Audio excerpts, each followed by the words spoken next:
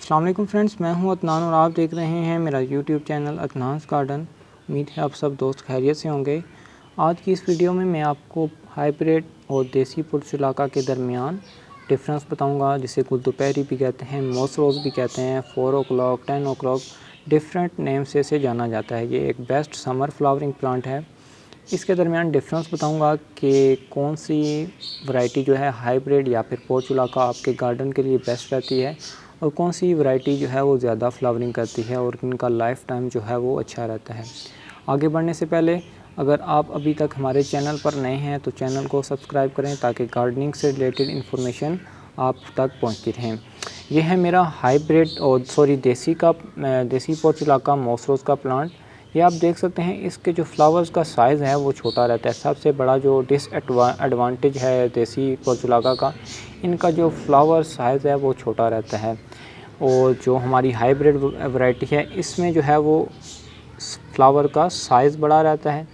और इसका जो एडवांटेज है ये कि देसी वाली का जो फ्लावर्स का लाइफ टाइम रहता है ये तकरीबन हाइब्रिड से ज़्यादा होता है। देसी वाला जो है ये तकरीबन 1 दिन तक सुबह खिलता है, शाम तक ये खिला रहता है। जो हाइब्रिड वाला होता है इसका लाइफ टाइम आधे दिन का होता है। और फ्लावर कलर्स की बात करूं तो जो देसी में टोटल 2 से 3 कलर्स आते हैं। हाइब्रिड की एक ये पिंक वाला है और इसमें एक दो और आता है, या फिर रेड आता है या फिर वाइट आता है।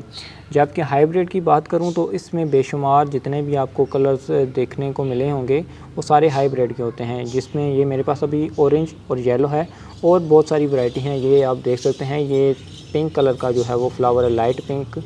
तो इसमें जो है हाइब्रिड में आपको काफ़ी सारी वैरायटी मिल जाती है। और एक और चीज़ ध्यान में आती है कि क्या हाइब्रिड को कटिंग से ग्रो किया जा सकता है? जी बिल्कुल, हाइब्रिड भी कटिंग से उसी तरह ग्रो कर सकते हैं जैसा कि देसी वाली को।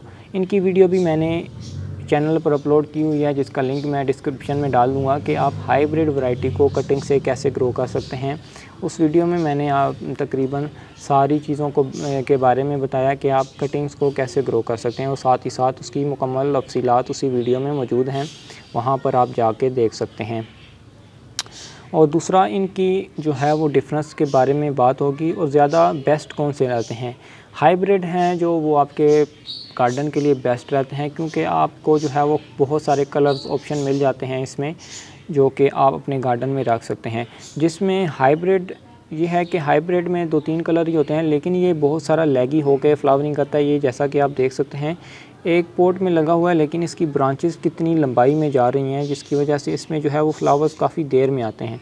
जबकि दूसरी तरफ देखा जाए हाइब्रिड वैरायटी को, तो इसमें एक ही प्लांट लगा हुआ है एक ही पॉट में और कितना ही बुशी है, और इस पर मज़ीद जो है वो फ्लावरिंग हो रही है और बहुत ही ज़्यादा इस पर कलियाँ भी आ रही हैं और फ्लावर्स भी बन रहे हैं, और ये बहुत ही अच्छी तरह ग्रो करता है।